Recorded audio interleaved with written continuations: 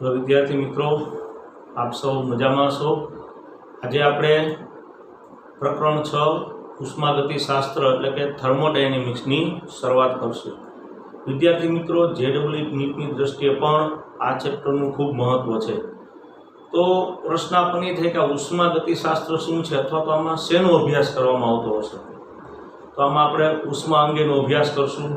ઉષ્મા શોષક પ્રક્રિયા, ઉષ્માક્ષેપક પ્રક્રિયા, આ બધી પ્રક્રિયાનો અભ્યાસ તમે કરેલો છે, એનો તો અભ્યાસ આવે છે। ઉપરાંત કોઈ રાસાયણિક પ્રક્રિયા છે એ આપમેળે થશે કે કેમ એ પણ આપણે ઉષ્માગતિશાસ્ત્રની મદદથી જાણી શકીએ। ઉપરાંત કોઈ પણ પદાર્થનો અપરૂપ હોય તો એક અપરૂપમાંથી બીજા અપરૂપમાં રૂપાંતરણ કરી શકાય કે કેમ, અથવા તો રૂપાંતરણ કરવા માટે કેટલી ઉષ્માની જરૂર પડે વગેરે અભ્યાસ થઈ શકે। દાખલા તરીકે અત્યારે ગ્રેફાઇટમાંથી આપણે હીરો, ડાયમંડનું નિર્માણ કરી શકીએ છીએ, જેના માટે કેટલી ઉષ્માની જરૂર પડશે એ અભ્યાસ પણ આપણે થર્મોડાયનેમિક્સમાં આગળ જતા કરશું। તો ઉષ્માગતિશાસ્ત્રની અંદર બહુ સામાન્ય કન્સેપ્ટથી આપણે શરૂઆત કરીએ તો આપણે જાણીએ છીએ કે ઉષ્મા શોષક પ્રક્રિયા અને ઉષ્માક્ષેપક પ્રક્રિયા, તેમાં ઉષ્માના ફેરફારો થાય છે। જેમ કે દાખલા તરીકે કોઈ ઉષ્માક્ષેપક પ્રક્રિયા છે, કોઈ બળતણનું આપણે દહન કરશું, કોઈ પણ માની લો કે મિથેન છે તો આપણે આનું દહન કરશું તો CO2 અને H2O બનશે, પ્લસ ઉષ્મા છૂટી પડે છે। આ પ્રક્રિયા ઉષ્માક્ષેપક પ્રક્રિયા છે। તો જો અહીંયા આગળ જે આપણે ઉષ્માનો અભ્યાસ કરશું એ અભ્યાસ ઉષ્માગતિશાસ્ત્રને આભારી છે। આપણે જાણીએ છીએ ઉષ્માક્ષેપક પ્રક્રિયામાં એન્થાલ્પીનું મૂલ્ય છે એ હંમેશા ઋણ હોય। કોઈ પણ બંધ નિર્માણની પ્રક્રિયા પણ ઉષ્માક્ષેપક પ્રક્રિયા છે। દાખલા તરીકે આ હાઇડ્રોજનનો પરમાણુ અને હાઇડ્રોજનનો પરમાણુ, આ બંને મળી અને હાઇડ્રોજન વાયુનો અણુ બનાવે છે, તો આ પ્રક્રિયા છે એ ઉષ્માક્ષેપક પ્રક્રિયા થાય। કોઈ પણ બંધ નિર્માણની પ્રક્રિયા પણ ઉષ્માક્ષેપક પ્રક્રિયા કહેવાય। જો આપણે બરફને ખુલ્લા પાત્રમાં રાખી મૂકીએ, માની લો કે એક રકાબીની અંદર અથવા કોઈ એક પ્લેટની અંદર આપણે બરફને રાખી મૂકીએ તો બરફ પીગળી જાય છે। શા માટે? કારણ કે આ જે બરફ છે એ ઉષ્માનું શોષણ કરે છે અને પરિણામે એનું રૂપાંતર પાણીમાં થાય છે। તો આ પ્રક્રિયા છે એ ઉષ્મા શોષક પ્રક્રિયા છે। તો આવી બધી પ્રક્રિયાઓનો આપણે અગાઉના ધોરણમાં, અગાઉના ચેપ્ટરમાં આપણે અભ્યાસ કરેલો છે। તો આ જે ઉષ્માના ફેરફારો થાય એનો અભ્યાસ આપણે ઉષ્માગતિશાસ્ત્રમાં કરશું। પણ ઉષ્માગતિશાસ્ત્રનો અભ્યાસ કરતા પહેલા એના અમુક પર્યાયથી પરિચિત થવું જરૂરી છે। તો આપણે હવે ઉષ્માગતિશાસ્ત્રના પર્યાયની શરૂઆત કરીએ। તમને ટોપિક નંબર આપેલો છે 6.1 અને 6.1.1, તો આપણે એની શરૂઆત કરીએ।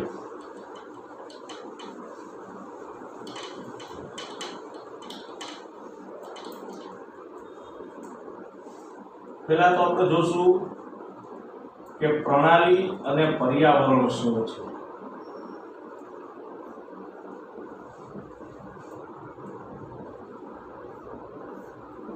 System and surrounding.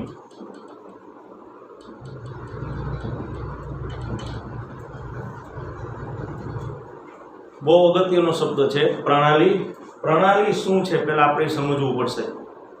પ્રણાલી એટલે સિસ્ટમ કે જે પ્રક્રિયા અનુભવે છે, એવો વિશ્વનો નાનામાં નાનો ભાગ એને પ્રણાલી તરીકે ઓળખવામાં આવે છે। આપણે એને વ્યાખ્યાયિત આવી રીતે કરી શકશું।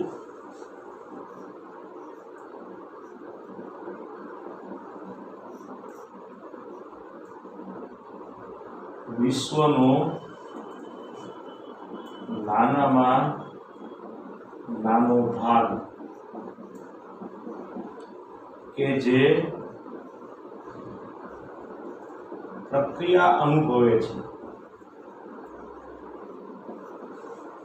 તેને પ્રણાલી કહે છે। તેને પ્રણાલી કહે છે। દાખલા તરીકે સામાન્ય આપણે ઉદાહરણ લઈએ, જેમ કે આ એક કસનળી છે।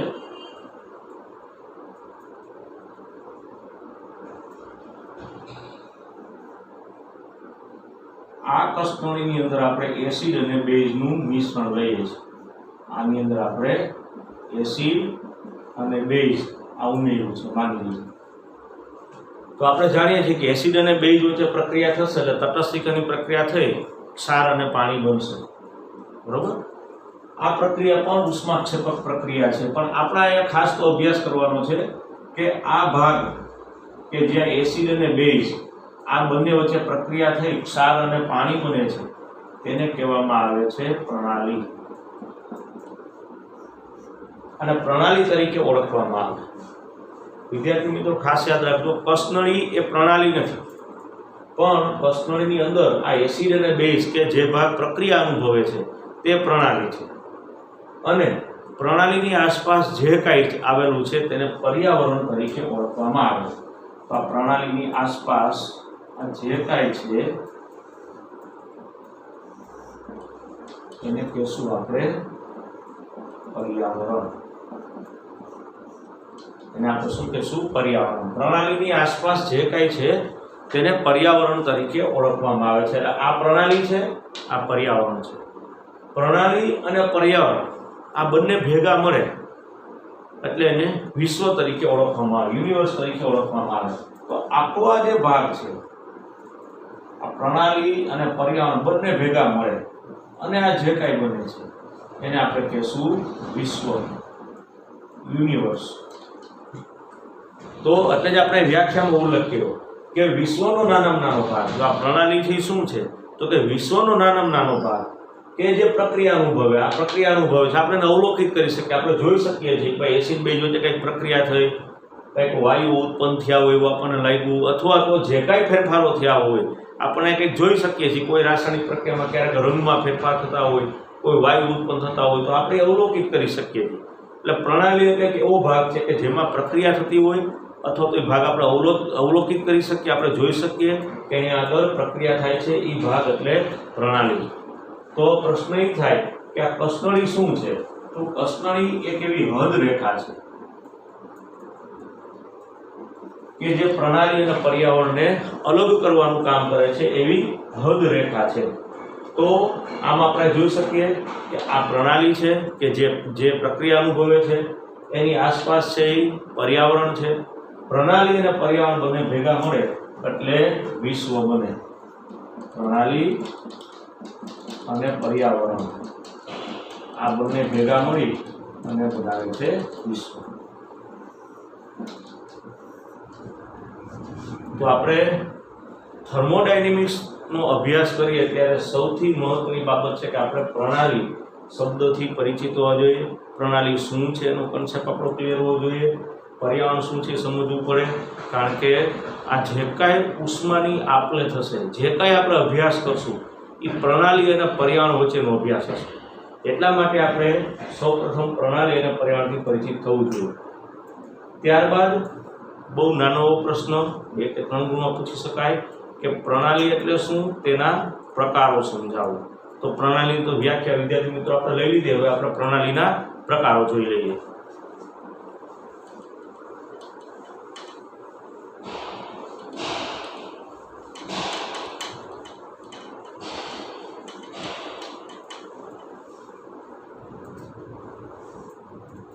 આપણો મહત્વનો મુદ્દો છે પ્રણાલીના પ્રકારો।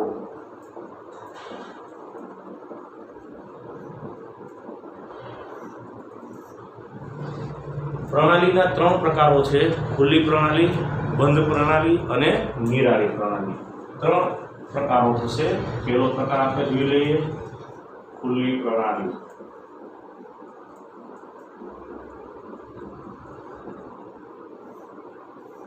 Open system. ખુલ્લી પ્રણાલી એટલે શું? તો કે એવી પ્રણાલી કે જેમાં ઉર્જા અને દ્રવ્ય બંનેનો આપલે થઈ શકે। જે પ્રણાલીમાં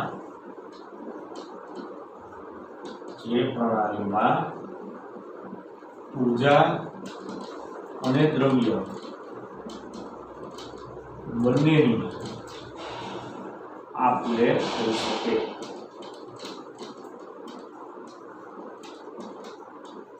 તો તેને ખુલ્લી પ્રણાલી કહે છે।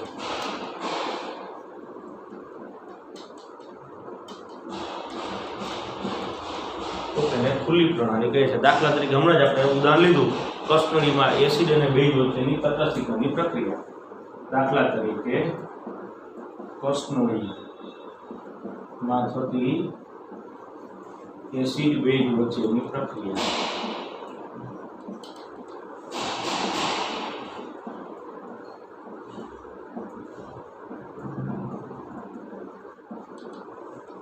આ ખુલ્લી પ્રણાલી છે. વ્યવહારિક ઉદાહરણ લઈએ, દાખલા તરીકે આપણે કોઈ પાત્રની અંદર પાણીને ગરમ કરીએ તો એ પણ ખુલ્લી પ્રણાલી છે, પણ એમાં ઉર્જા અને દ્રવ્ય બંનેની આપલે થાય છે.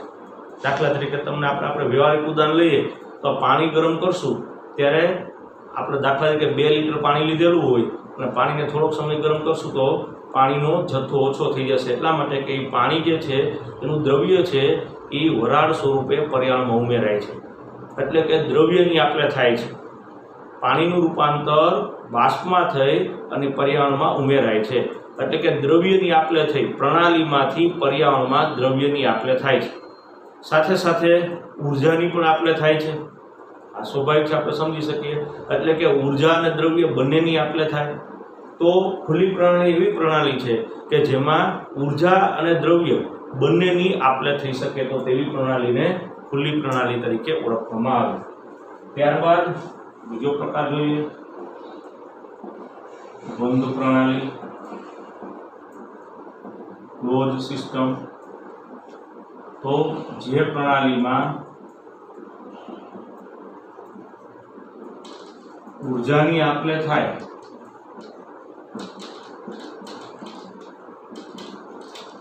પરંતુ દ્રવ્યની આપલે થઈ શકે નહીં,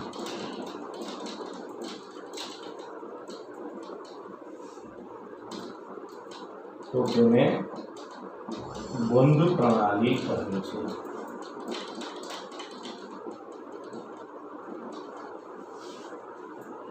કોઈ એક પાત્ર હોય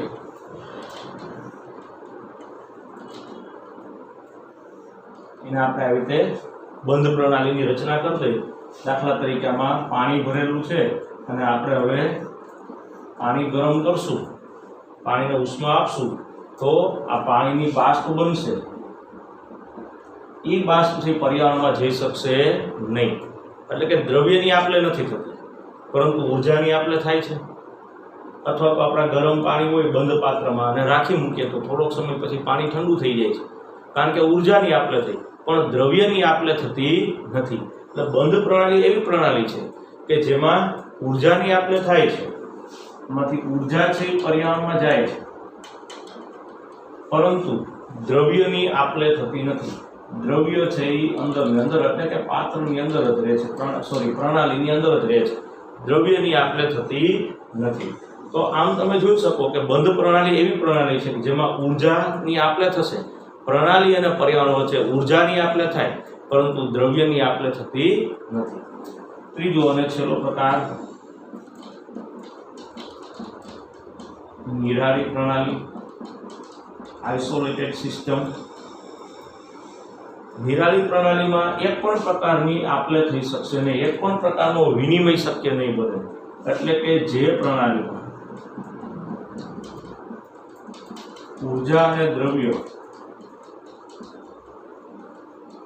ની આપલે કે વિનિમય, જે શબ્દ લખીએ તે થઈ શકે નહીં તેવી પ્રણાલીને નિરાળી પ્રણાલી કહે છે.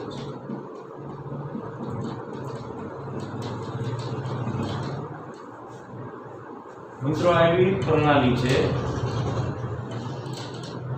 કે જેમાં એક પણ પ્રકારની આપલે શક્ય નહીં બને.